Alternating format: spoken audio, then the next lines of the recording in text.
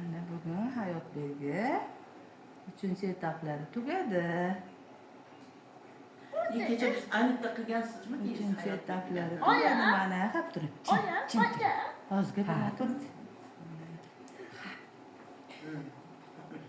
Uchoqlari toza. Har kun ish qilyapsizmi Hayotbek? Har kun bo'lyaptimi? Har kun to'q qilyapsiz, ha?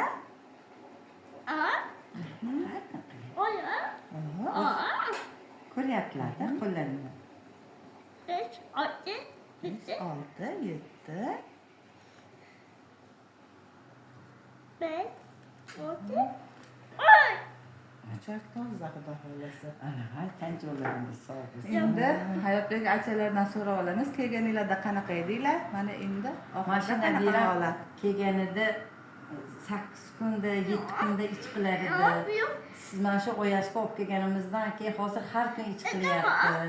Gijjalari qoq tushdi. Hozir qoq tushdi. Oyoqlarida mana shu yetida bunday chiqqan suyakcha bor edi. Mana pashti kirib ketdi. Oyoqlari ham yaxshi bo'ldi.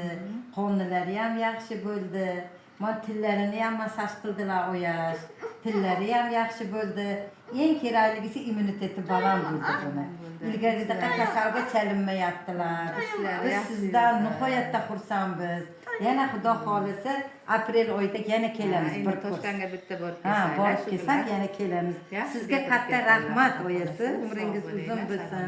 Biz sizdan xursandmiz. To'xtab turing.